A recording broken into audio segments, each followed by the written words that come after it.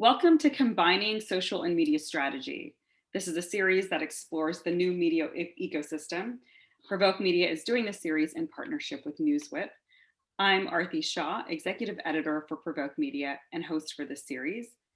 So on this episode, we're going to explore journalism and misinformation, where those things intersect and what journalism looks like right now in both across the country, around sources, around misinformation, and overall sort of what the quality of journalism and how that impacts misinformation.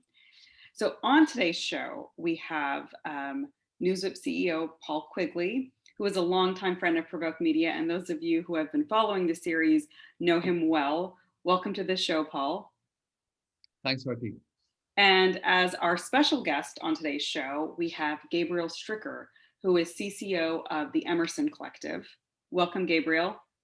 Thank you. Thanks for having me. And if anyone who's follow PRovoke Media probably know you very well, also because Gabriel has spoken at many of our events, but every time we speak, you're wearing a different hat. So do you want to kind of tell people a little bit about where you've been over the last few years, and then also a bit about the Emerson Collective, and also your work with the Center For Investigative Reporting, because I think you're wearing both of those hats in your capacity today. Sure. Yeah. I mean, over the years, I have originally I started work on political campaigns, but in most recent years, I've spent my time working in communications and public policy in the technology world, Google and Twitter and a handful of other places. But right now, as the Chief Communications Officer at Emerson Collective, I really am here advancing a lot of our work. Emerson focuses in a variety of areas, including immigration, health, climate, but also certainly media and journalism.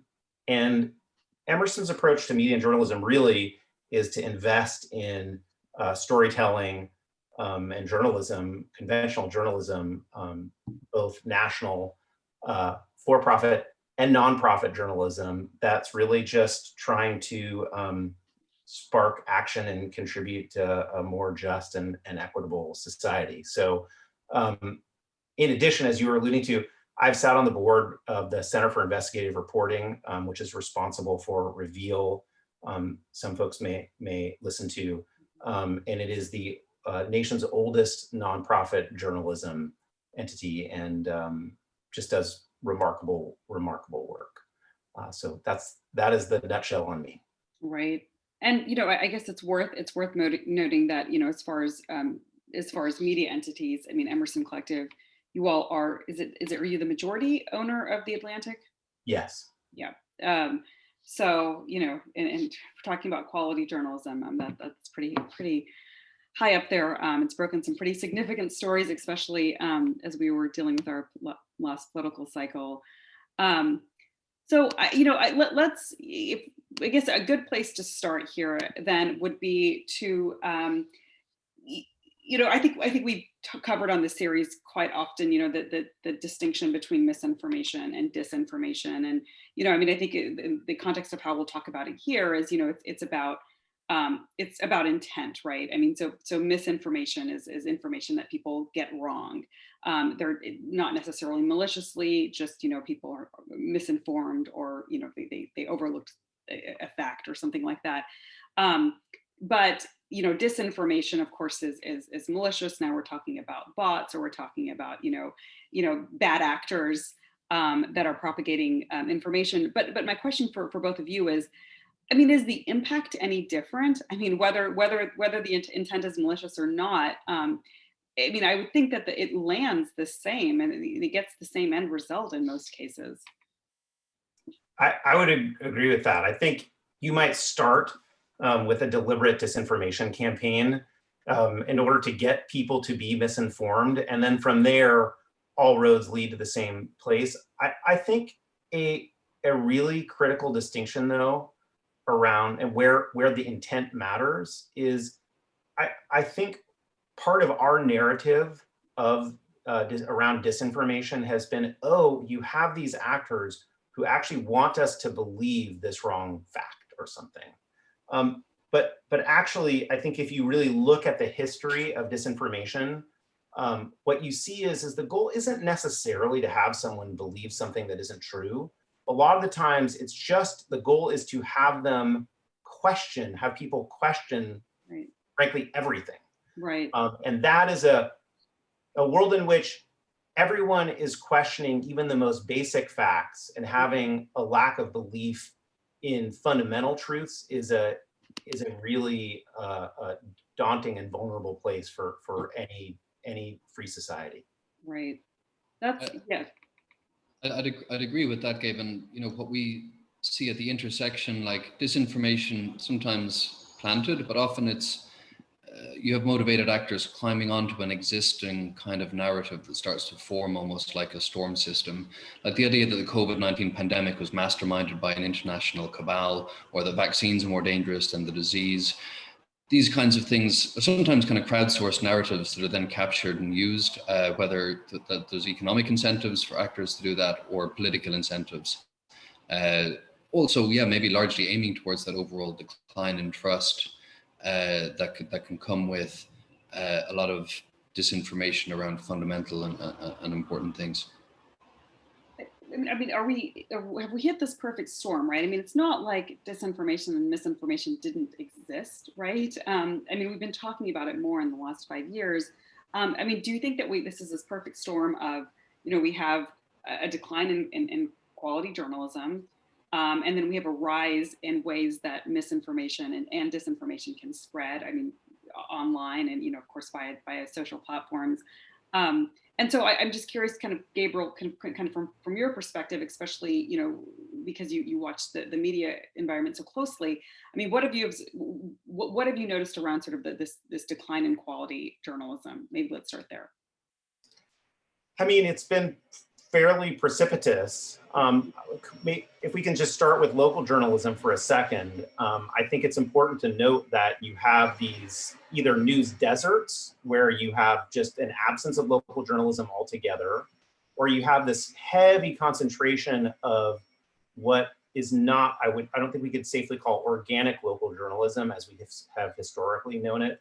I grew up in a small town in Northern California. We had the Mendocino Beacon, which was around for centuries at this point. And I would think that would be a kind of thing that we would deem as like fairly organic local journalism, with local journalists and a conventional editorial organization. And what you have now with Sinclair Media and like in the United States are these massive conglomerates not really doing quality local journalism.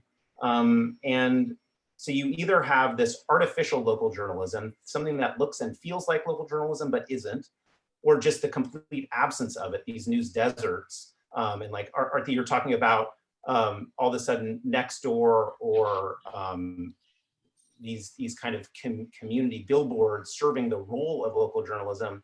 That's not the same as a conventional news organization with a proper editorial structure. And so there's that. Nationally, that's a whole other story. And I think that what we're certainly seeing is with more and more journalism that is done with a political objective in mind, and is often unencumbered by truth and fact, you have the challenges of something that looks and feels like conventional news, but in fact is really just propaganda. But we can get there. Right. So, I mean, to your point about, I mean, the fact that people, I mean, where these news deserts have emerged, that, people are looking for ways to fill that gap, right? And that may be Nextdoor, right? Where people crowdsource, hey, is this, here's my video, let's all find this person because this person stole my package or whatever, right? And everyone, feels armed with information. I mean, do you think that, because I mean, there's probably a generation that hasn't grown up with a really viable local news, like, publications, right? Does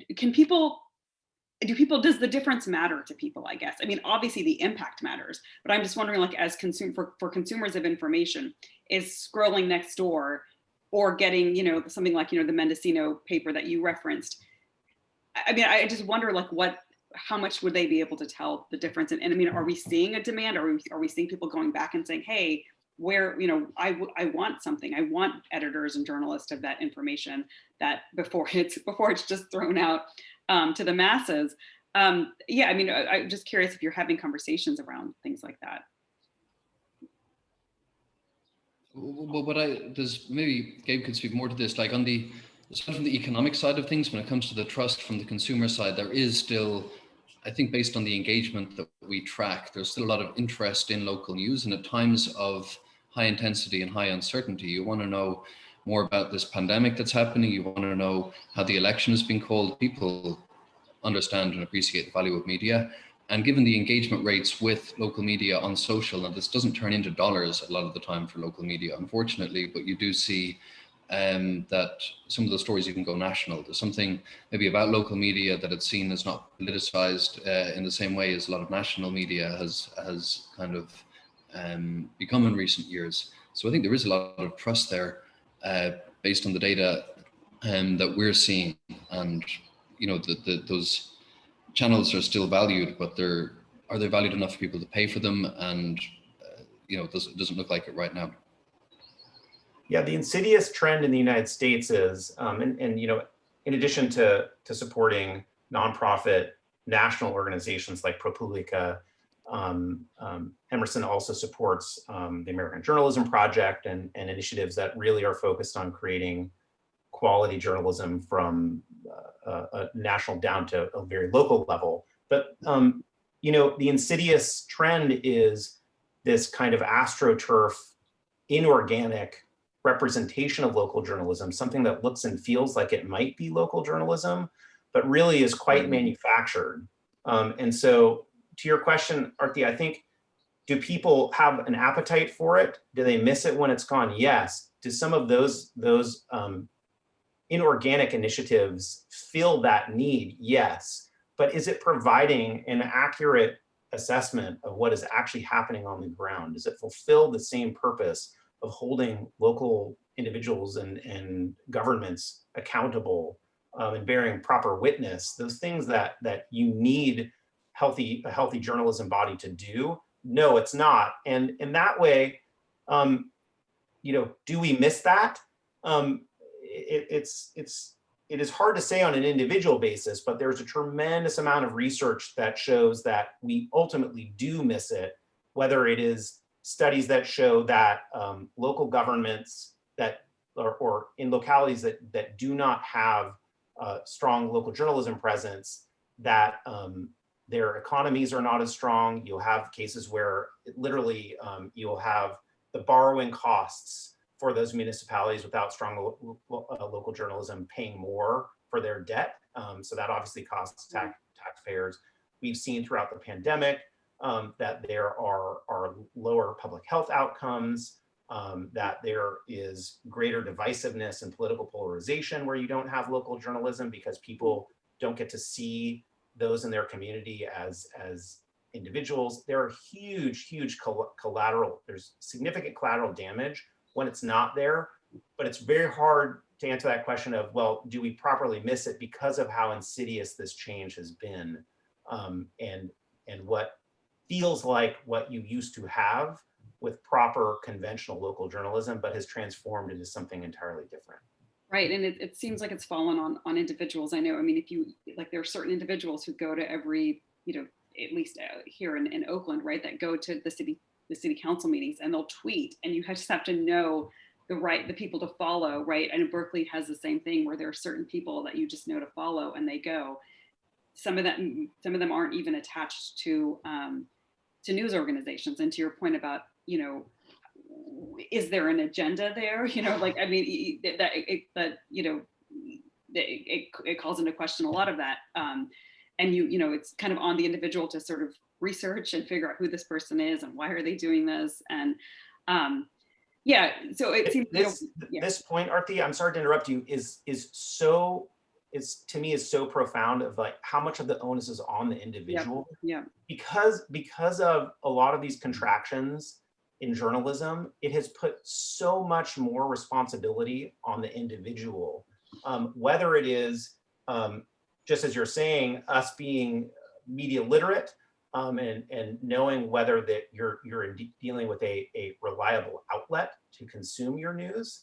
But the entire dynamic of sources, when we used to think of reliable sources, I think primarily we were thinking of them in terms of a journalist determining whether the source that they're using in their coverage is themselves reliable. Are they an honest broker? But now, actually, what you're seeing is this amazing inversion where if you are a reliable source, if you are an epidemiologist who is here during a pandemic, who's doing legitimate work, you now have a new responsibility to determine whether the outlet who's making a request to you is reliable. And you have to do so much more legwork to determine whether that outlet merits your expertise. And so at every level, whether you are an expert who's being asked to participate in media coverage, or whether you're just an individual consumer, there is so much more pressure and responsibility on us, because either we're going to be the victims of misinformation or disinformation, or the perpetuators of it, or as you're saying, at some point we become ourselves witnesses and fill that void to tell people, here's the ground truth in wherever you are. And so this entire, the balance of power and the responsibility that we have, I think, as individuals is greater than it's ever been. Paul, I wanted to ask you about, as you all monitor, who's considered to be, a reliable source. I think we've all developed the shorthand, like for instance on Twitter, like, is it a blue check mark, right? How many followers do they have? Are they followed by people that I trust? Okay, cool. This shorthand of just kind of, like almost peer reviewing, right? Like who else in my network follows this person? If no one else does, then I don't know if I should be trusting them, or if they only have 500 followers versus, 500,000 or whatever. So Paul, in terms of like how people decide who's reliable and who's credible, I don't know if you have any insights from your platform. Oh, I think there's the new information ecosystem is, it's kind of maybe a rewarding place to be a black belt in. If you're very good at personalizing your media input and you have time to spend in it, and you have a lot of contextual information, maybe other contextual information about how the world works. If you've got less context, you're more prone to conspiracy theories or more prone to believing, heavily politicized narratives about the world, then it's a very bad place, because you can quickly get railroaded into a kind of narrative channel and stay there. So that's a kind of a well-known issue. I think what people trust, there's kind of two kinds of trust. Is what I trust to as an outlet to associate myself with, and I generally agree with what they're saying, and there's who I trust to be telling me the truth. And I think a lot of the time people mix those two together and kind of find a bit of a tribe. And based on, the last few months, the Daily Wire has been the most shared news publication in the US, I think, for every month of 2021 so far. And I think that, that shows, I suppose, that's people who regard themselves in opposition and want to identify with, pass on those stories. And, that's what a lot of people are trusting and wanting to pass on social right now. Right. And it's unfortunate to see, the New York Times shrinking down in terms of engagement there. Now, I think that there could be other dynamics at play. It's not a pandemic year. People who are in opposition are maybe more likely to be, or view themselves as in opposition, more likely to be sharing more actively. But it's definitely a good place to be a black belt, and a lot of people aren't black belts and are getting caught in kind of narrative traps. Right. We keep dancing around this idea of like reliable, right? What is reliable journalism? And traditionally reliable has been, it's been objective journalism, right? And I want to have a little bit of a conversation around this idea that, of objective journalism, right? Who traditionally has decided what objective means, and how subjective is that decision, right? We had a panel last fall on this subject, and whether objectivity is really at odds with diversity, right, in the newsroom, because traditionally this has been standards that have been set by, older white men based on what their subjective judgment on objectivity is, right?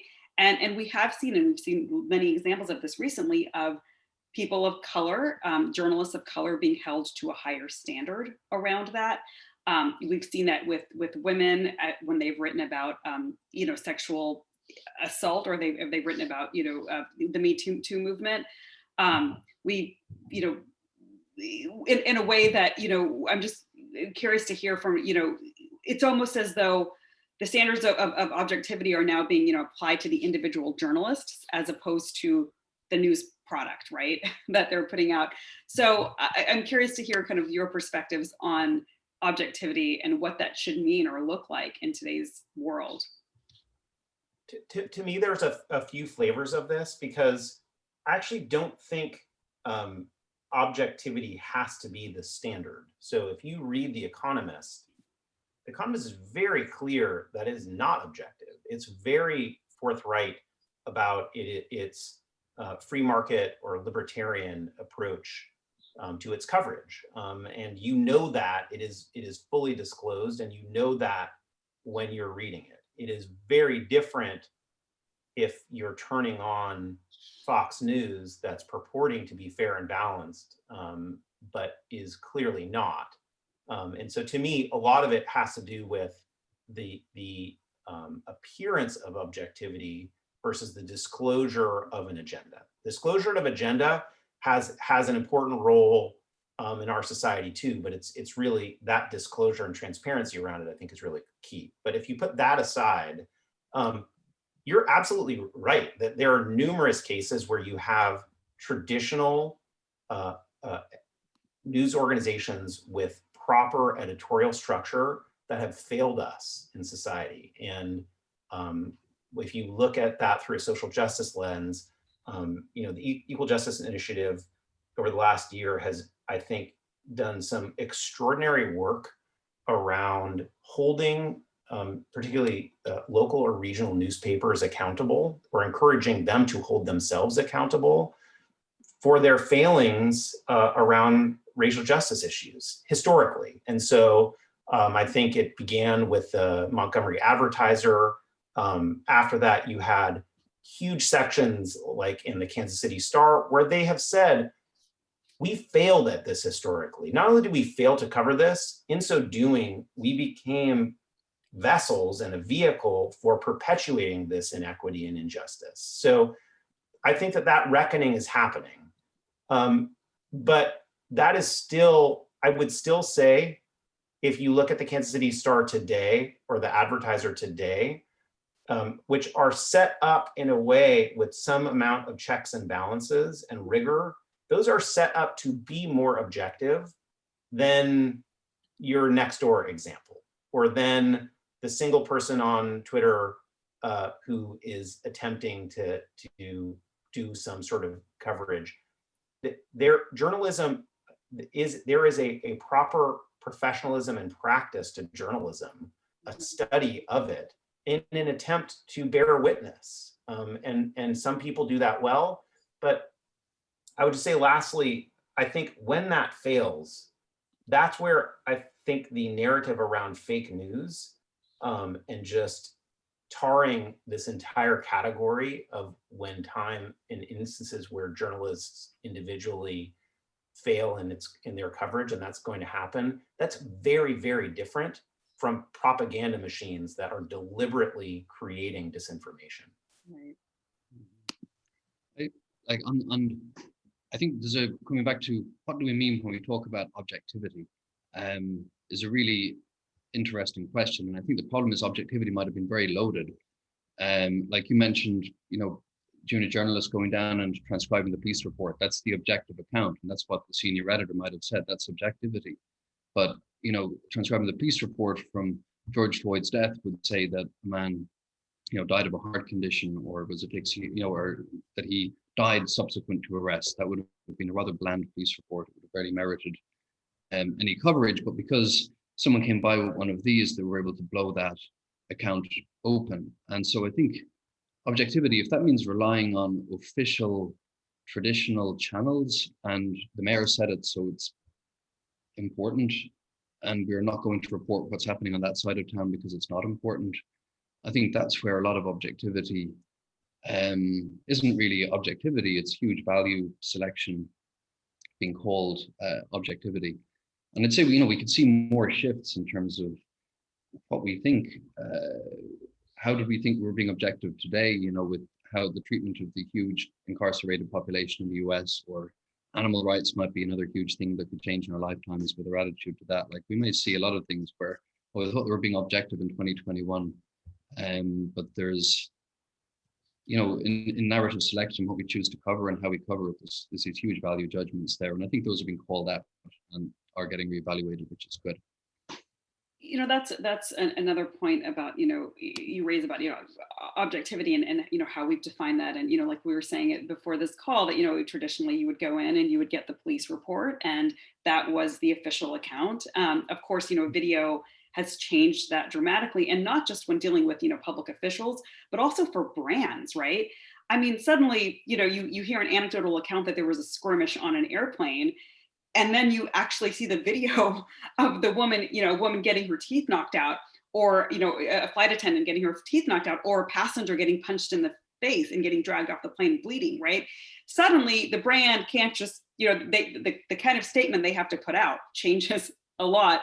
And we saw this with COVID, right? We saw we saw this on January 6th, right? We recently had the CCO of Hyatt, and she was saying that, they had people wearing, MAGA gear, not wearing masks inside their hotels. And suddenly Hyatt was in a position where they had to defend their policies. We had the CCO of McDonald's saying that, McDonald's is basically as big as Philadelphia. Every single day, they have instances happen at their stores. And they have video now, right? And so McDonald's has to constantly be reinforcing what their policies are because people are posting these videos everywhere. So I'm curious, how, people having our devices and having our cameras, how that's changed what, even those standards of objectivity, and also, how, what we define as news and how that's changing, what, it's shaping the news agenda, right? Somebody posts a viral video and suddenly, every reporter sees that, and they're having to drop what they're doing and jump onto a story that they hadn't even planned on. I mean, I think that is what is new in this landscape. And obviously we've been living in this mobile era for some time. But, tragically, there certainly were countless George Floyds, but not countless George Floyds who have been captured in such horrifying detail on a mobile device. To be able to counter that police account, which was clearly deliberately obfuscating the truth. But so that is new. But I think it's important to note that this kind of conspiratorial or disinformation mindset at times is not new to our society in the United States. Like, we have had a culture that has been chock full of that for some time, long predating the world of social media and mobile devices. And so whether it was the Kennedy assassination or death panels, this is happening. Or now, if you fast forward to more modern times, you had during Hurricane Sandy these supposed on-the-ground accounts of this is underwater. And the beauty of social media is that you had people who were able to say, no, I'm standing on the corner of 6th Avenue and wherever in New York, saying, this is what this looks like here and now. Or later on, I am streaming live from this point and it is not underwater. So yes, social media has the ability to do that kind of fact checking, to hold some sort of disinformation or misinformation to account. But at the same time, it has to be said that it is also a distribution channel and a quickening agent and amplifier for a lot of that misinformation. And we would certainly not be in the same place today were it not for social media's ability to both distribute that, but also connect like-minded people who are seeking out or for whom it resonates, that kind of misinformation. And that is we're witnessing it's an extremely volatile mix. So that mix. So let's talk about that for a minute, and because this sort of, how social media has sort of created this out group hate, right? I mean, it's brought people together to kind of ban, against someone or against something, right? But it's also created these groups that have been able to have voices that have traditionally, to the point about objectivity, been marginalized by the mainstream traditional media sources, right? I mean, let's think about Me Too, right? I mean, how many women have come out against powerful men that have been marginalized, for really, I mean, as long as we can remember, right? I mean, it really wasn't until the Me Too movement and social media and a lot of women could come together and say, no, this is real, like this happens all the time. And that's what finally shifted that narrative, right? The same thing with Black Lives Matter. I was talking to someone who's a Black woman who said she was never able to even utter the words white supremacy in her workplace until last summer, right? It was last summer when finally, really through the social platforms that these groups were able, they were able to come together and say enough is enough, and we need to have some serious conversations. We need to unpack what white supremacy means in this country, white privilege. And suddenly, brands have the words white supremacy on their website, right? It's something that was unheard of prior to this. And Black Lives Matter, has been around since 2014, right? But it really wasn't until 2020, because we had this critical mass on social media, again, brought together because of that horrifying video of George Floyd's murder. But so it almost seems like, there, on one hand, this is a vehicle for misinformation. It is a way for groups to kind of cause chaos and distrust. But there's also been these outcomes where people have been able, that have never had a voice because of objective journalism, are suddenly able to change that narrative. Mm-hmm. Like it's, they are flip when you take away. I don't want to take away the gatekeepers. I think that misstates it. Like it's a much more, the ecosystem, within our platform. You log into NewsWhip, it's like news, Twitter, Reddit, Facebook, public interest in stories, media interest, and it's kind of this. We're kind of removing some of the filters and kind of seeing it all as one continuous whole of ideas and information and narratives just moving around, influencing people. What's changing in the world today and what's changing people's minds today. And the freedom that's there, I don't think it's been around since, I don't think there's been a shift like this since the printing press and mass literacy following the printing press. The printing press, I'm sure the Vatican would have regarded a lot of what was coming out of printing presses as misinformation. And it led to severe turmoil. I don't know what our modern Martin Luther might be, but you've got a very different world that's I hope it's at kind of peak chaos now, and we start figuring out some of the guardrails, because people still want trusted information, and there's really inspiring ongoing work, what Gabe is involved in and what people across the ecosystem are involved in so many ways. We're just hacking away at this as the ecosystem evolves and trying to find terra firma and economic terra firma, for something, the good sides of objectivity to have a role, so it's not just a lot of people shouting at each other.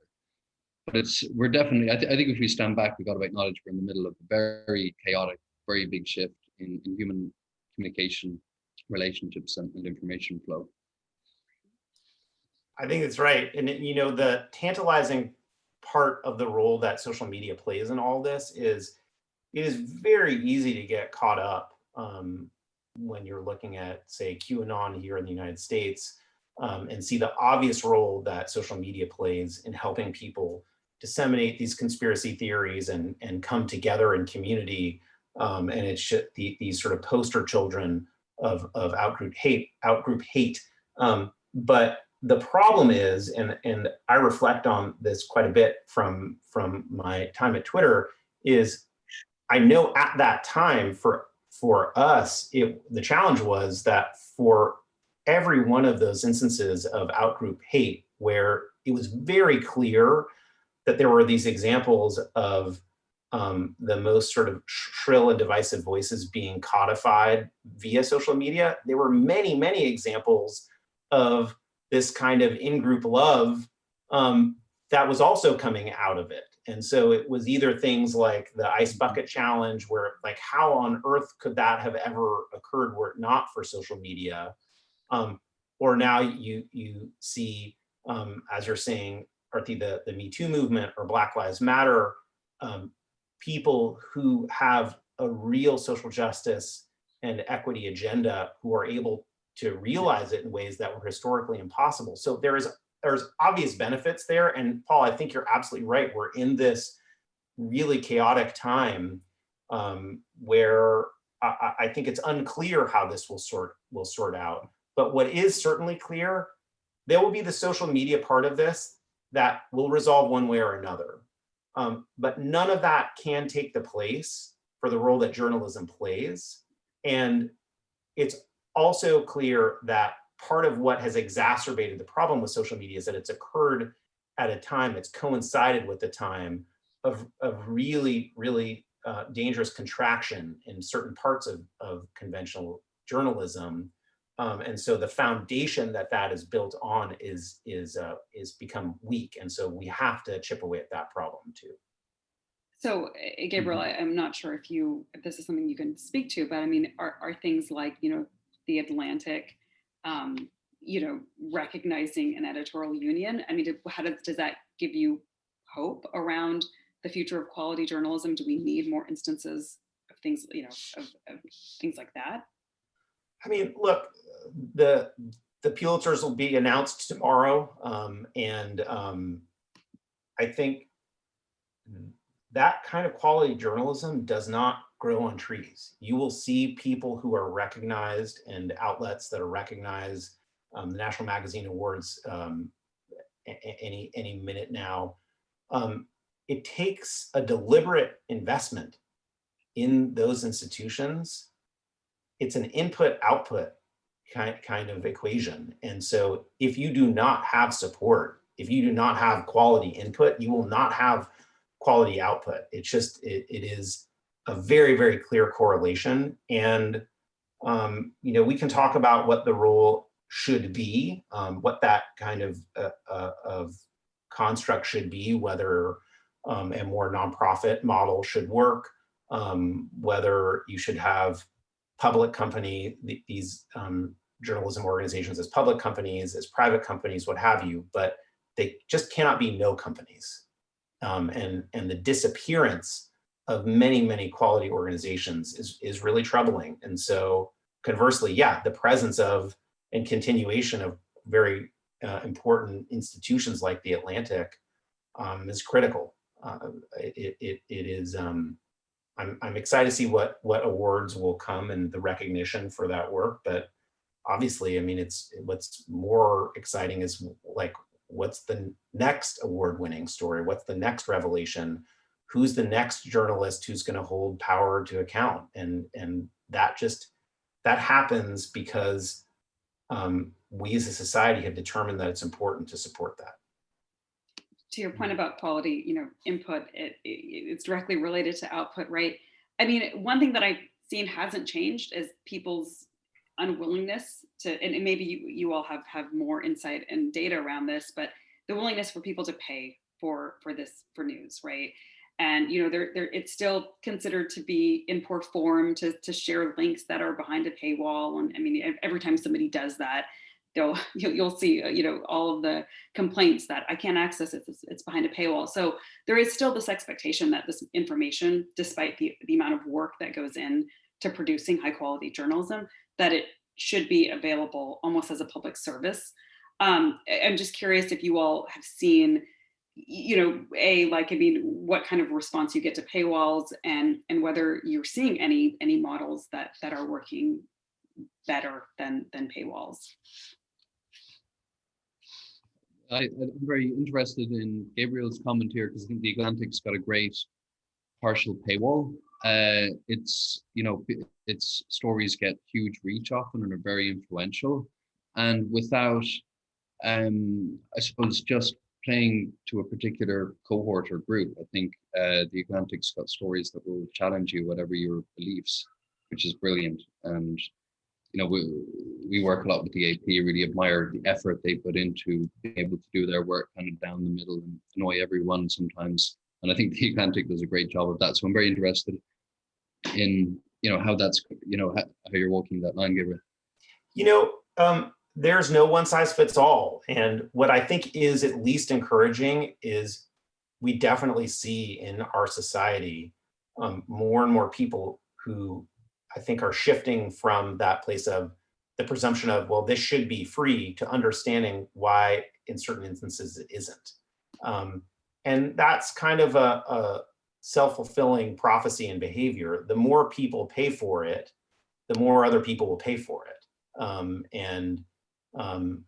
You see this if someone's just natural behavior at home is to pay for a subscription to Netflix or pay for a rental via Amazon Prime, you are creating a certain consumer behavior and practice that can be extended into all forms of media, whether journalism or entertainment. And so, you look at something like The Atlantic that I think has a model that is working for a lot of people. You have other organizations like, here in the Bay Area, you have the Information, which is charging a fairly significant fee, is doing very high quality journalism.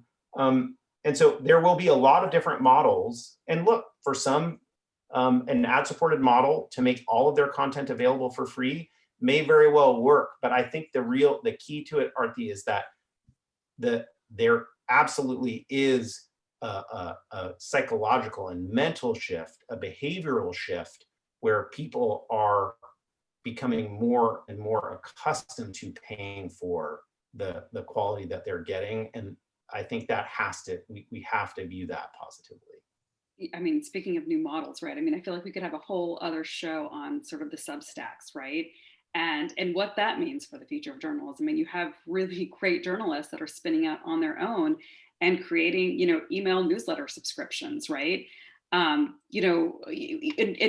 we're seeing even, I'm thinking also about like Punchbowl, right? I mean, Punchbowl, like they compete with CNN and Politico with a staff of about, I think it's like 5 or something. It's an incredibly small group, right?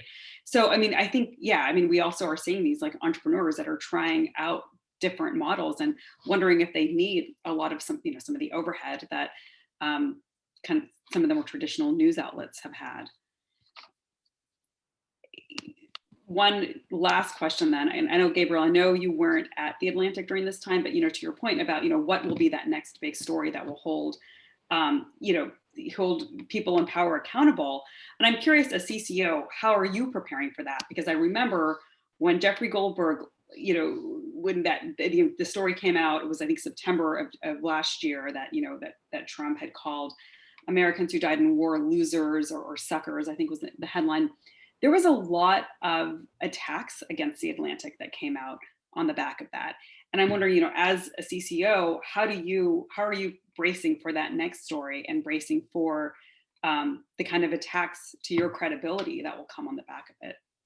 Well, it's important to note, just at least to clarify the dynamic with The Atlantic. So Emerson Collective, as you're saying earlier, has this ownership stake in The Atlantic, but the editorial organization operates completely independently.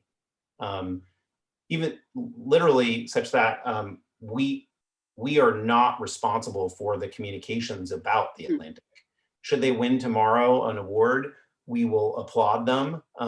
But as far as the actual editorial coverage goes, that is something that we just don't touch. Okay. And so we're observing those attacks like everyone else, and that's how it should be.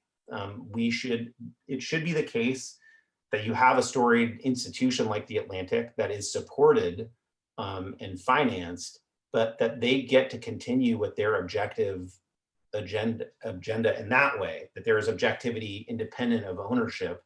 And yeah, that is how it should be. But that said, just to go back to that example, Arti, of how under assault they came, you know, I don't think it is new, or I don't necessarily think it's a problem for coverage to be challenged, for sources to be questioned.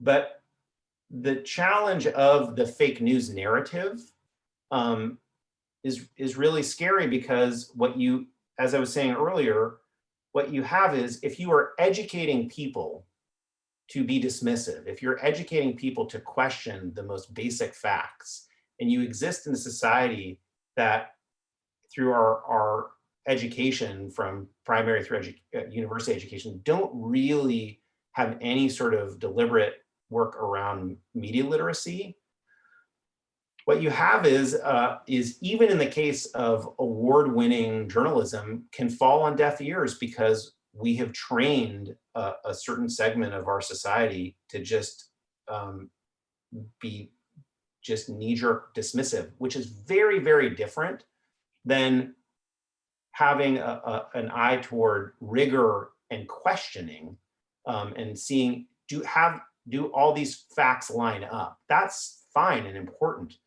But to have a world in which no one reads a story and are just told this is fake is a really fragile place. And that's the last 4 years that we're emerging from right now. And I think, Paul, what you were saying earlier, that this is a chaotic time and there are a lot of things in flux, that certainly, the backdrop, the specter of the last 4 years and the assault on journalism is part of that backdrop. And I think that we're still kind of coming out of that today. Paul, I'm very... Sorry, no, go ahead, make your point and I'll ask my question.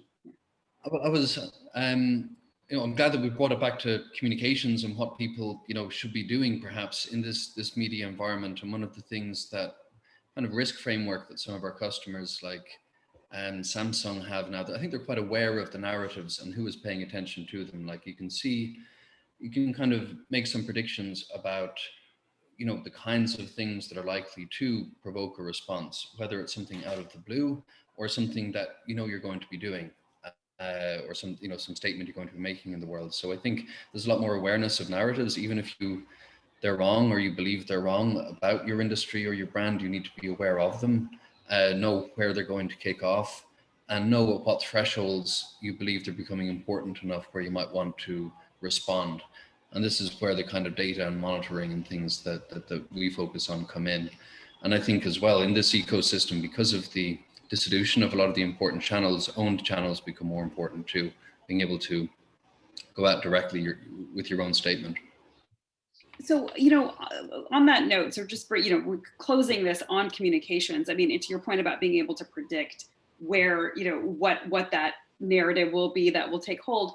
Can we do that today, with things like, Q and this dark web? I mean, do you think that Wayfair ever thought that they would be accused of human sex trafficking? I mean, do you think their communications team sat there and said, you know what, I think we need I think it was it P&G also, right? It was last year that they were accused of using prison labor, right?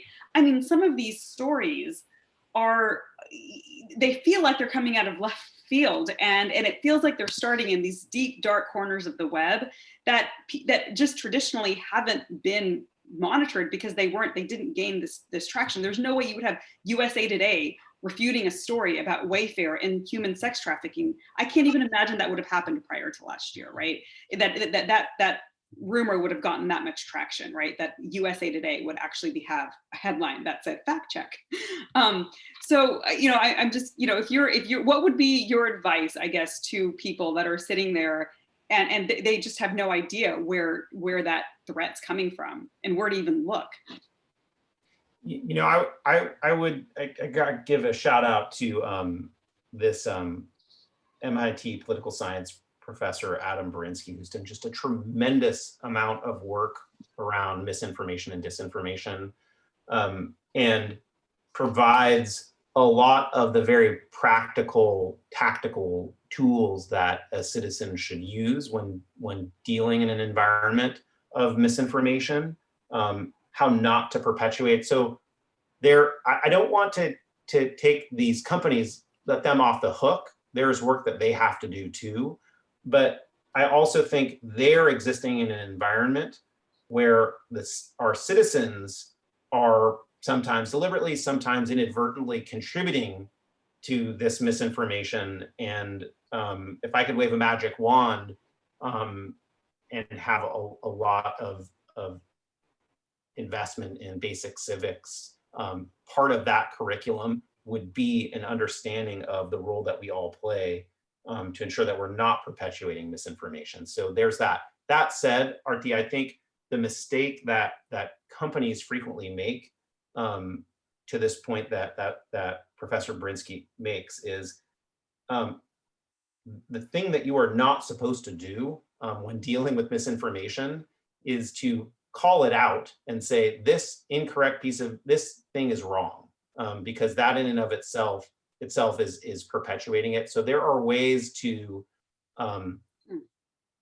basically nip that in the bud without giving it further life. And I think there's a nuance there of being able to set the record straight without perpetuating it. I think some companies in this time have done a good job of that.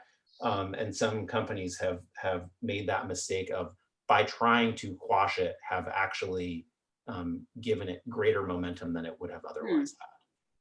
Paul, I'm curious to hear your opinion on that. This is where we get used a lot. And like, what I'd say, first of all, is the way for the PG tips, those are very extreme and unusual examples, something that just emerged from the dark web with no fingerprints already on Twitter, or, you know, with news articles being generated by extremist sites beforehand. That's very, very unusual. So I think what, you know, and that's got nothing to do with the brand or the industry, is also kind of an unusual situation. So that's maybe not the war that brands should be preparing for.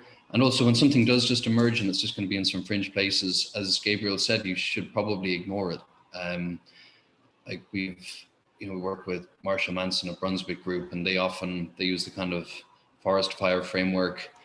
The fire is burning at a controlled burn over there, and that's okay. You just got to monitor that burn, perhaps, and see if it jumps into the next group or even into the mainstream. And there's definitely discretion is the better part of valor a lot of the time. With the job of communications executive is to look at the data, and be able to show the data to executives and say, this story actually isn't going anywhere and this is okay. Or sometimes when there's a story that feels or looks like misinformation that's very unimportant, tell them actually this is something that is blowing up and is becoming a major story, and you might want to make a statement here. Even if the CEO might say, well, obviously no one could believe this about us. But if there's existing narratives about the industry, if people have low trust in the industry, like it's the energy industry, and there's a lot of people out there who don't like it, even something from quite a fringe site that starts getting a lot of traction may warrant a response. And the data can be really, really helpful, so you're not feeling your way in the dark there. Right. Yeah. And you probably can't, I mean, like, and while in that moment, it may not be catching fire, that's not to say that it's going to go dormant and then 18 months from now, there'll be another trigger, right? And we've seen that happen more and more, right? For a job like yours, Gabriel, I mean, it's just a threat environment that is, I mean, I know we've been saying this for a while, but I think it actually has accelerated to the point that it just feels like there's a lot of volatility in places that, like you were saying, Paul, I mean, like just places that things without fingerprints, right? Like, I mean, you just suddenly USA Today is writing a story that you're like, about Wayfair with human sex trafficking in the same title. I mean, the same headline. Roaring Kitty. I mean, there's just so many examples, right? I feel like just in the last year. So we should probably close now, but I feel like we covered a lot of ground here, right? We talked about media, we talked about the media environment, we talked about journalism, we talked about objectivity, and we kind of brought it back to brands and what all of what this environment ultimately means if you're a brand operating, with all of these forces at play. Well, I feel like there's a bunch of threads that we had that I felt like I could have ran in a different direction and we could have gone deeper. So maybe we need to have a conversation again at some point. But thank you, Paul, and thank you, Gabriel, for joining today. Thank you so much for doing this. It was really lovely. It has been, Gabriel. Thanks. Yes, and we will be back soon with another episode of the PRovoke Media podcast.